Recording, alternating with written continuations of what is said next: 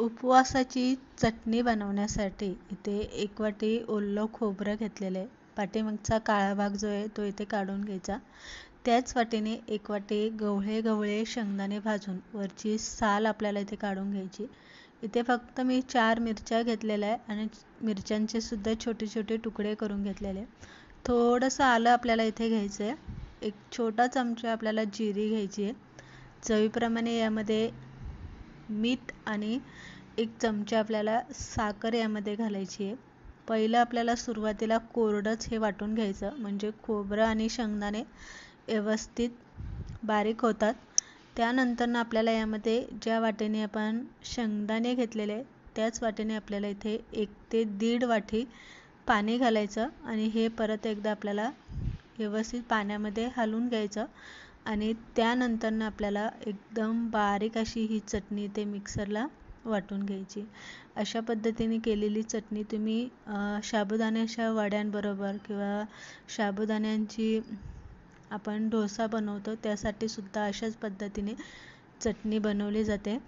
इथे तुम्ही बघू शकता एकदम पांढरं शुभ्र अशी आपली ही चटणी इथे वाटून तयार झालेली आहे.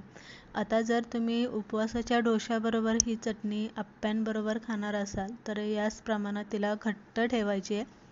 पण जर साबुदाण्याच्या वड्यांबरोबर आपल्याला ही चटणी खायची असेल तर थोडंसं यामध्ये पाणी घालून तिला आणखी थोडीशी पातळ करायची. पाणी घालून घेतलेले चमच्याने व्यवस्थित आपल्याला ही इथे हलवून घ्यायची, म्हणजे व्यवस्थित पाणी त्यामध्ये मिसळलं जातं. त्यानंतर आपल्याला याला तडका बनवून घ्यायचा आहे. आता तडका बनवताना यामध्ये आपल्याला जास्त काही घालायचं नाही आहे. तर इथे आपण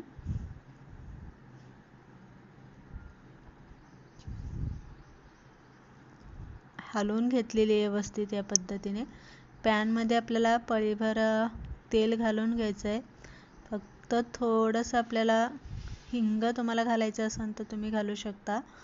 जिरी घालायची आणि हा तडका आपल्याला चटणीवरती इथे घालून घ्यायचा. तडका चटणीवरती घातला की व्यवस्थित चटणीमध्ये हलवून मिक्स करून घ्यायचा. अशा पद्धतीने आपण इथे ओलं खोबरं आणि शेंगदाण्याची उपवासाची चटणी कशी बनवायची अगदी 5 मिनिटामध्ये हा रेसिपी बघितलेली आवडली असं